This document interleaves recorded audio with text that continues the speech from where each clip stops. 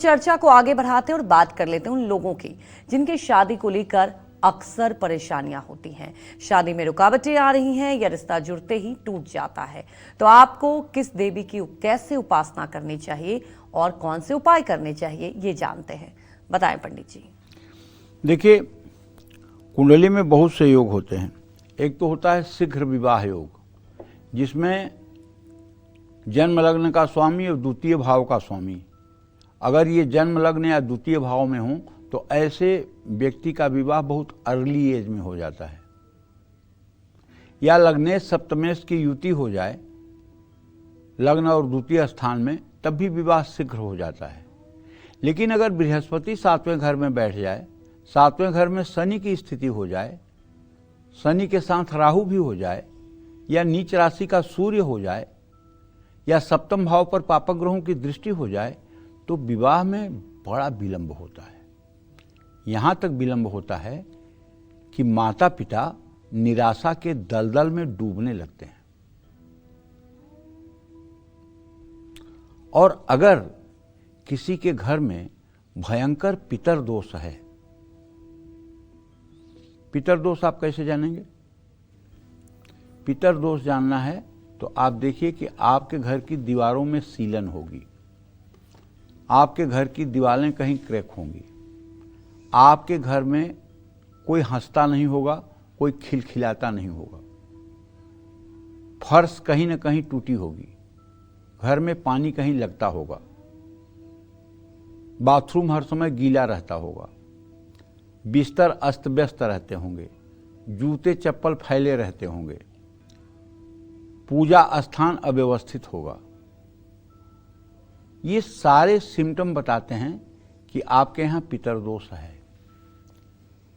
पितर दोष से मुक्ति के लिए तो जो उपाय है वो यही उपाय है कि अगर आपके पास धन दौलत रुपया पैसा पितर शांति के लिए नहीं है तो कोई बात नहीं, हमारे शास्त्रों में तो सब प्रकार से उपाय है। आप या तो विष्णु सहस्त्र नाम का रोज पाठ करना शुरू कर दीजिए सुबह शाम दिया जलाकर, और भगवान श्री हरि विष्णु से प्रार्थना करिए कि वो आपके पितरों को उत्तम गति दें। ये उपाय लगातार अगर आपने 16 महीने कर दिया तो आपके पितर दूध पीते हुए अच्छी योनि में चले जाएंगे। अगर आप चाहते हैं कि नहीं मेरे पास 16 महीने का समय नहीं है और हम तत्काल इसमें समाधान चाहते हैं, तो श्रीमद् भागवत महापुराण के 18,000 मूल श्लोक का पाठ 5 वैदिक ब्राह्मणों को बुलाकर 7 दिन में अपने घर में करवा दीजिए। हवन तर्पण मार्जन करवाइए, ब्राह्मणों को दिव्य वस्त्र और भोजन करवाइए, उन्हें दक्षिणा दीजिए। इससे भी पितरों को मुक्ति मिल जाएगी, इसमें कोई संदेह की गुंजाइश नहीं है। उसके बाद आप गया जी में जाकर के धर्मशिला पर पिंडदान और श्राद्ध भी कर सकते हैं। और इतने से भी आपको लगे कि कुछ पितर अभी भी बकाया हैं, तो बद्रीनाथ में, जो हमारा बद्रीनाथ तीर्थ है उत्तरांचल में, वहां जाकर के ब्रह्म कपाली पर पिंडदान करने से सारे पितरों की मुक्ति हो जाती है। क्योंकि विवाह शादी में कुछ कुछ घरों में मैंने खुद अनुभव किया है कि लोगों की उम्र 50 साल हो गई है, 52 साल हो गई है, 45 साल हो गई है, लेकिन अगर भाई बहन 3 हैं तो किसी की शादी नहीं हुई है, 4 हैं तो किसी की शादी नहीं हुई है, 2 हैं तो किसी की शादी नहीं हुई। ये है पितरदोष का प्रकोप। अगर किसी कन्या के विवाह में रुकावट आ रही है तो उन्हीं कन्याओं के विवाह में रुकावट आती है जो सोमवार का व्रत नहीं करती, जो भगवान शिव की पूजा नहीं करती, जो बृहस्पतिवार को केले के पेड़ में जल नहीं चढ़ाती, जो केवल खाना और सोना जानती हैं, जो कन्याएं सोमवार का व्रत करती हैं, जो कन्याएं भगवान शिव की पूजा करती हैं, जो कन्याएं महाशिवरात्रि का व्रत करती हैं, जो कन्याएं जन्माष्टमी का व्रत करती हैं, उनके विवाह में कौन रुकावट डालेगा? किसकी हिम्मत है? इस सृष्टि में कोई ताकत नहीं है कि उनकी मनोकामना को कोई पूरी होने से रोक दे।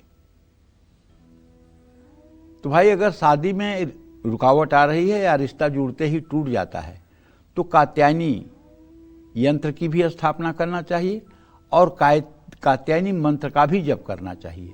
ये कात्यायनी मंत्र है, ओम कात्यायनी महामाये महायोगिन्य धीश्वरी नंद गोप सुतम देवी पतिम में कुरुते नमः।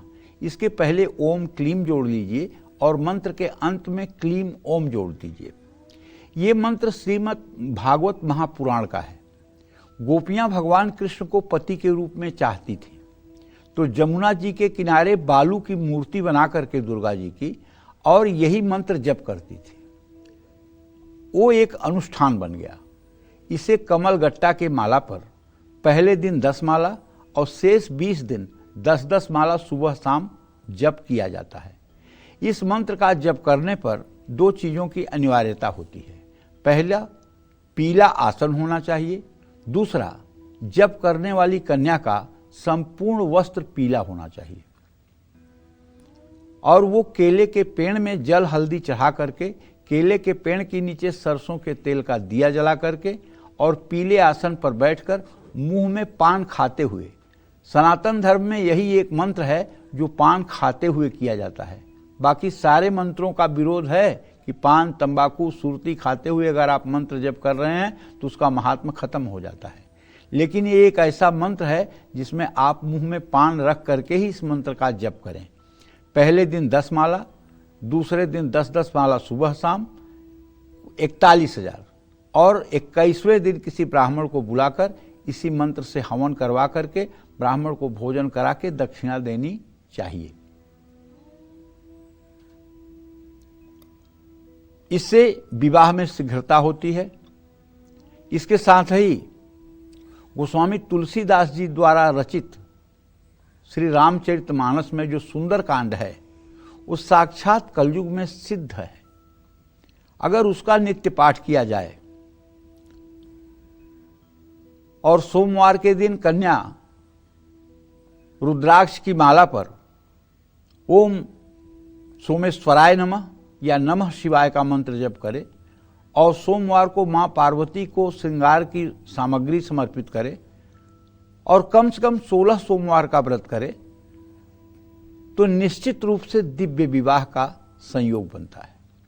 विवाह के अच्छे प्रस्ताव अगर नहीं आ रहे हैं तो उत्तर पूर्व दिशा में पानी का फव्वारा लगवा सकते हैं, लक्ष्मी नारायण मंदिर में चूड़ियाँ चढ़ा सकते हैं, श्रृंगार का सामान भेंट कर सकते हैं।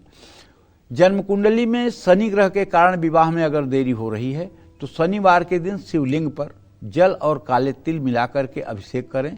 साबुत उड़द, काले तिल या सरसों का तेल शनि मंदिर में दान करें या किसी जरूरतमंद को दान करें।